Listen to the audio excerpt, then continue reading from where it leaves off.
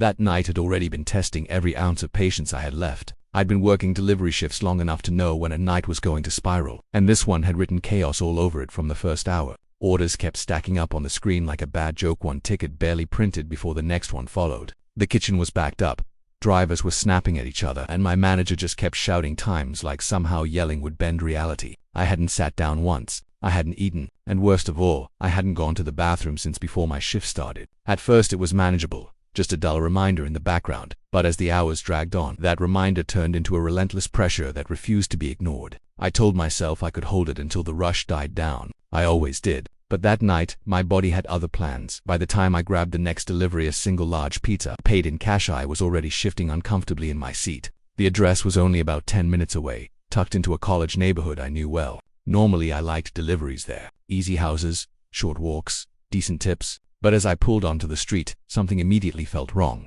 The entire block was eerily quiet. No music, no porch lights, no laughter drifting through open windows like you'd expect even in the summer lull. Most of the students had gone home for break, sure, but this was different. This was silence that pressed against your ears. The streetlight closest to the address was out, leaving the house swallowed by darkness, its shape barely visible against the night sky. I slowed my car, double-checking the address on my phone, hoping I'd misread it. But no, this was the place. I parked and sat there for a moment, engine idling, trying to decide what to do. My bladder screamed for relief, and every second I waited felt like torture. I called the number on the order, half expecting it to go straight to voicemail. Instead, it picked up almost immediately. The voice on the other end sounded breathless, rushed, like the person had been running. She confirmed the address but said she wasn't home yet, that she'd lost track of time at work and was sprinting back right now. I told her I was outside, trying to keep my irritation out of my voice, but the pressure was making me sharp. When I mentioned that the order was cash and policy said I couldn't just leave it, her tone shifted instantly.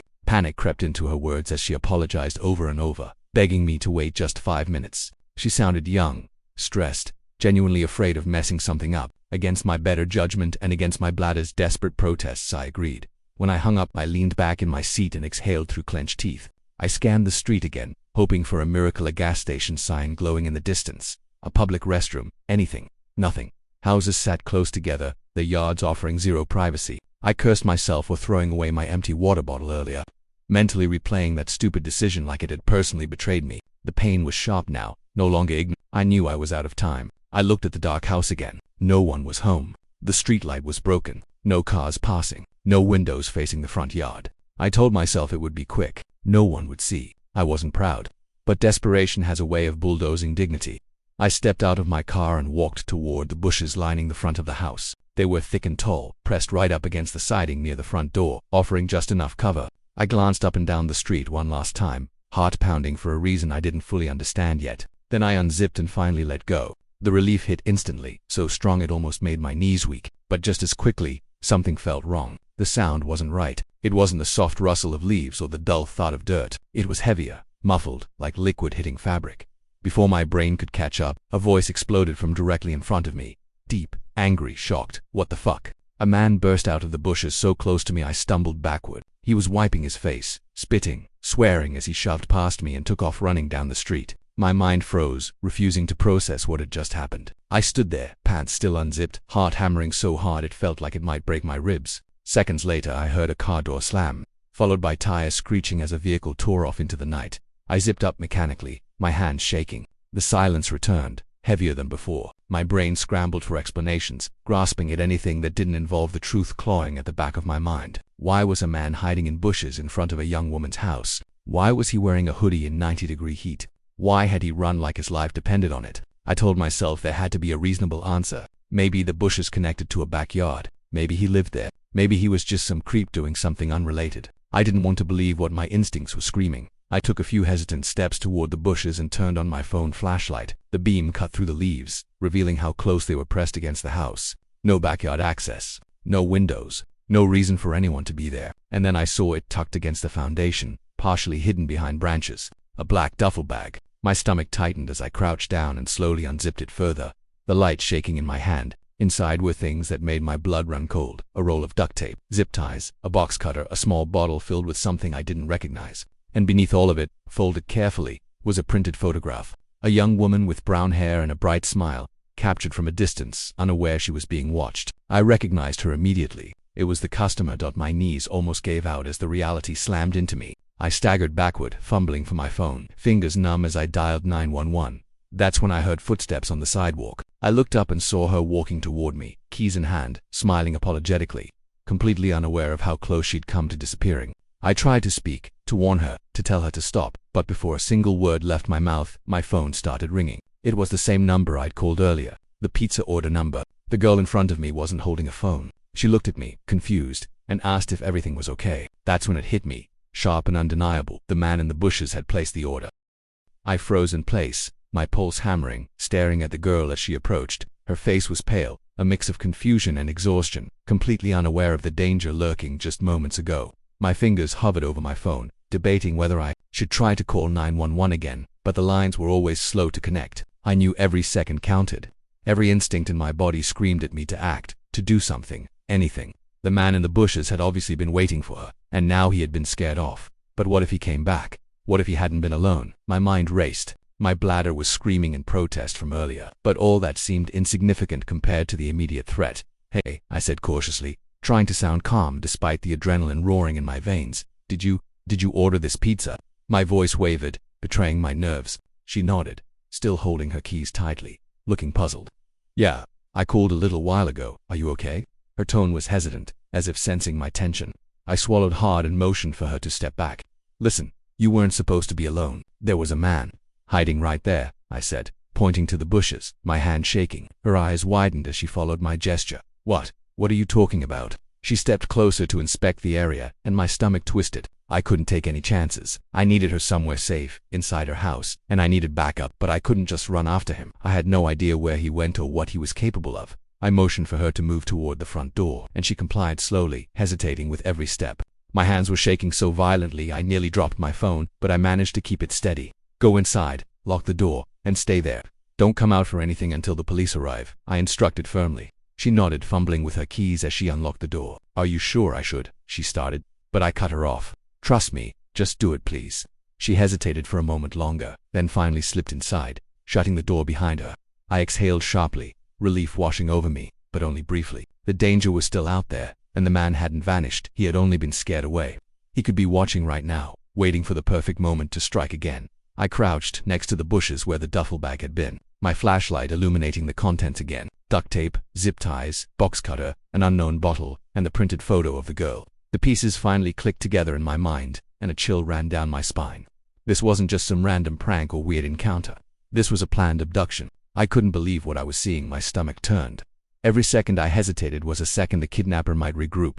I had to act fast. I pulled the bag out into the open and started documenting everything on my phone, taking photos from every angle. I knew this evidence could be crucial. When the police arrived, they would need proof of what had been prepared, and I wasn't about to let anything disappear. The faint sound of tires in the distance made me tense. Could it be him returning? Or had someone called the cops before I even realized? My heart pounded in my chest like a drum, each beat echoing in my ears. The silence of the neighborhood was deafening, and the darkness of the night made every shadow seem like a potential threat. I stayed low, scanning the street for any movement, every muscle in my body coiled tight like a spring. The girl inside was safe for now, but I couldn't let my guard down, not even for a second. Minutes felt like hours. I kept my phone ready, staring at the bushes and the empty street. And then, finally, I heard it, a siren wailing in the distance. Relief surged, but I stayed crouched, alert. This wasn't the time to celebrate. I had to make sure everything stayed secure until the authorities arrived. When the police pulled up, I waved frantically, shouting to get their attention. Officers jumped out and began questioning me, asking me to explain the situation. My words tumbled out in a chaotic rush. There was a man hiding in the bushes. He had a duffel bag with duct tape, zip ties, and a box cutter. I think he was going to. The officer cut me off gently, taking control of the scene while another officer ran inside to check on the girl. The tension in my chest eased fractionally as I realized she was safe and unharmed. I handed over my phone, showing them the photos I'd taken, and began explaining every detail: how I had arrived, the condition of the street, the timing, the man fleeing, the duffel bag, everything. The officers nodded seriously, scribbling notes and making calls. They coordinated a search of the surrounding area, dispatching units to nearby streets and checking vehicles that might be connected. I stood there, adrenaline still coursing through me, wondering if I'd done the right thing, if my actions had truly prevented something terrible. It was overwhelming, a flood of relief mixed with disbelief. I had gone to relieve myself in the bushes, and instead, I had inadvertently prevented a kidnapping by the time backup arrived and the scene was secured. The girl came outside briefly to thank me, tears streaming down her face. She couldn't stop shaking, and neither could I. I realized then that sometimes life throws you into the strangest scenarios, and your instincts, however awkward or embarrassing, can make the difference between safety and tragedy. The police would take it from here, but I knew I had been part of something far bigger than I'd ever imagined. The police officers were still canvassing the street when I finally allowed myself to take a shaky breath. My body was still tense, adrenaline coursing through my veins, my bladder long forgotten. I could feel sweat trickling down my back, my hands trembling from exhaustion and shock. The girl, whose name I now knew was Emily, was sitting on her porch steps, wrapped in a blanket an officer had offered her. She kept thanking me over and over, her voice quivering. "I can't believe you. I don't even know what would have happened if you hadn't been here." I shrugged awkwardly, not really knowing what to say. I hadn't done it to be a hero, I had done it because I had no other choice. But her gratitude was genuine, and it hit me harder than I expected. I was still shaking, still processing the fact that the man in the bushes had been prepared to kidnap her, and that somehow, because of an absurd coincidence and an unfortunate need to relieve myself, I had stopped him. One of the officers, a tall man with a serious face and piercing eyes, called me aside. "We're going to need a full statement from you," he said, his tone professional but not unkind. "Every detail, no matter how small. When did you arrive? What did you notice? The duffel bag, everything." I nodded, pulling out my phone and showing him the photos again. He examined them closely, his eyebrows furrowing. "Good thinking, taking pictures. These will be crucial. Do you mind if we keep the phone for evidence?" I hesitated only a second before handing it over. I knew it was important. The man in the bushes wasn't just a random creep. He had a plan, and he was dangerous. While I was talking to the officer, Emily finally stood up, still clutching her blanket tightly. She looked pale and shaken, but there was a spark of determination in her eyes. "I need to call my parents," she said. The officer nodded and told her she could step inside and make the call. I watched her disappear into her home, the door shutting behind her. I felt a wave of relief, but it was fleeting. My mind was racing, thinking about what had just happened. The man had obviously been watching her, had planned this meticulously, and now, who knew if he was still out there? Minutes later, more patrol cars arrived. They fanned out across the block, checking nearby alleys, cars, and any potential escape routes. One of the officers approached me again. "We're going to need a full description of the suspect. Anything you remember will help. Did you get a good look at him?" I shook my head. "Only a hoodie, dark pants, and he was wearing a mask, kind of like a balaclava. He was fast, probably in his 20s or 30s. That's all I got before he ran." The officer nodded, jotting down notes. "Okay, we'll check for security cameras in the area too. Any of the houses nearby might have footage." While I was talking to the officer, Emily finally stood up, still clutching a blanket tightly. She looked pale and shaken, but there was a spark of determination in her eyes. "I need to call my parents," she said. The officer nodded and told her she could step inside and make the call. I watched her disappear into her home, the door shutting behind her. I felt a wave of relief, but it was fleeting. My mind was racing, thinking about what had just happened. The man had obviously been watching her, had planned this meticulously, and now, who knew if he was still out there? Minutes later, more patrol cars arrived. They fanned out across the block, checking nearby alleys, cars, and any potential escape routes. One of the officers approached me again. "We're going to need a full description of the suspect. Anything you remember will help. Did you get a good look at him?" I shook my head. "Only a hoodie, dark pants, and he was wearing a mask, kind of like a balaclava. He was fast, probably in his 20s or 30s. That's all I got before he ran." The officer nodded, jotting down notes. "Okay, we'll check for security cameras in the area too. Any of the houses nearby might have footage." I started to piece together the timeline in my head. He must have been hiding while waiting for Emily to come home. The moment I entered the bushes, he panicked. If I hadn't gone out, he could have easily grabbed her before she even knew what was happening. My stomach churned at the thought. I had narrowly prevented a disaster. I felt a mix of disbelief, pride, and residual fear. Then one of the officers spoke up with a grim look. "We have a report from dispatch. There's a vehicle matching the description of a car seen leaving the area moments after you encountered him. It's a black sedan, license plate registered out of state. We'll track it down." My chest tightened. Out of state. That meant this wasn't some random local creep. This was organized, calculated. He had planned this, possibly targeting Emily specifically. My mind raced with questions. How did he know she would be alone? Had he been stalking her? Was there more than one person involved? As the officers continued their work, I took a step back, trying to breathe. My legs were sore from crouching and my hands were still trembling. Emily's parents arrived shortly after, rushing out of a car, panic written across their faces. The father ran over and hugged her, clearly overwhelmed. The mother clutched her chest, tears streaming down her face. I stayed back, quietly observing the reunion, feeling a strange mix of relief and lingering tension. They thanked me profusely, but I could see the fear in their eyes. This had been more serious than any of them realized. An officer pulled me aside again. "We're going to keep you on record as a key witness. The investigation might take a while, and your cooperation will be crucial. Also," he paused, lowering his voice, "we think we might know who the suspect is." My stomach dropped. My mind raced with possibilities, fear creeping in again. Who could it be? Was it a stranger? Someone Emily knew? Someone connected to her life? In ways I couldn't imagine. I took a deep breath, trying to steady my nerves. This wasn't over. Not by a long shot. And somewhere in the back of my mind I realized that I had just stumbled into something far bigger than a pizza delivery gone wrong. My chance encounter with the Bushes, my lack of a bathroom break, and my sheer dumb luck had put me directly in the middle of a criminal investigation.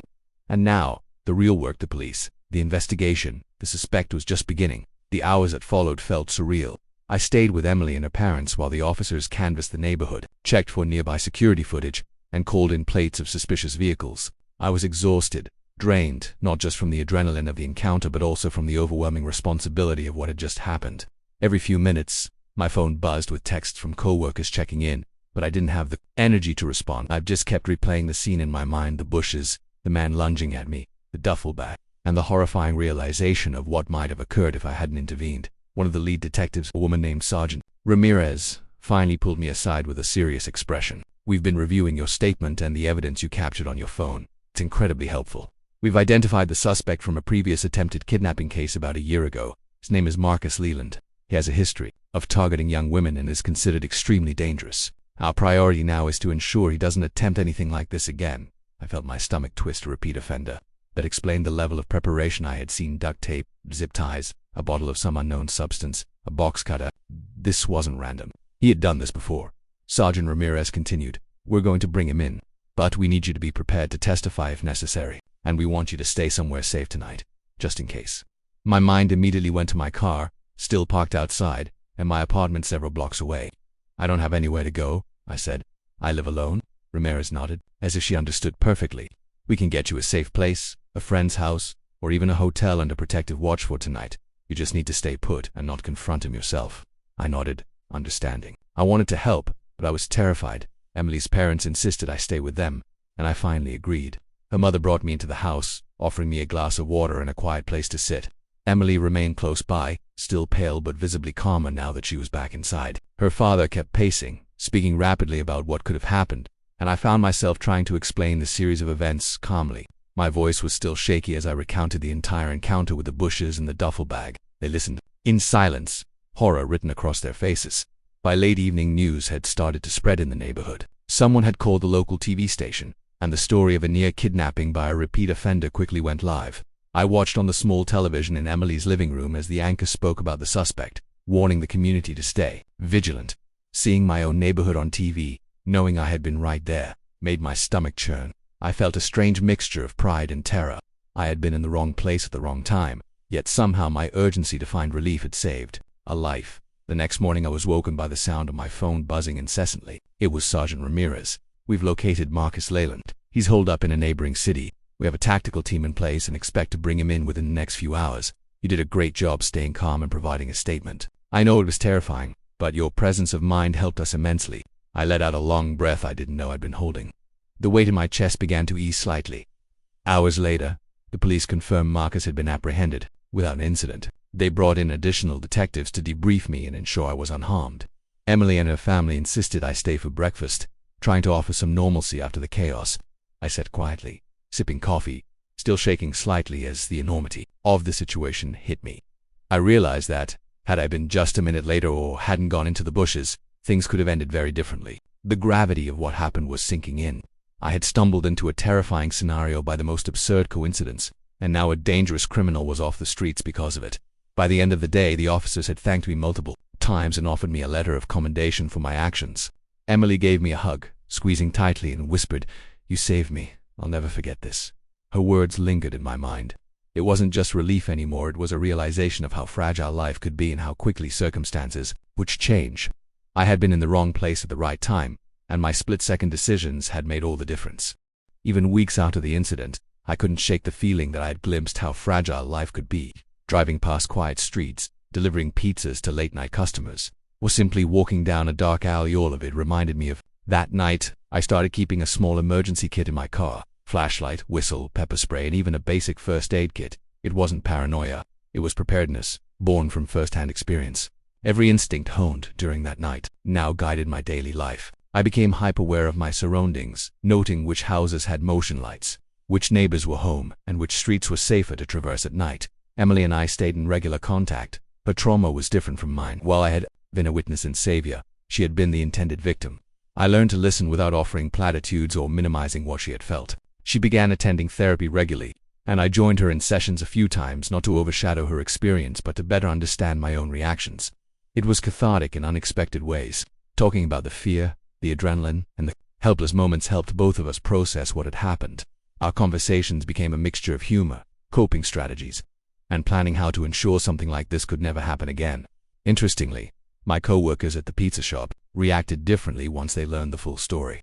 Some were in awe, some incredulous. I received small gestures of appreciation: a free meal, a handwritten note from a regular, even a bonus from management.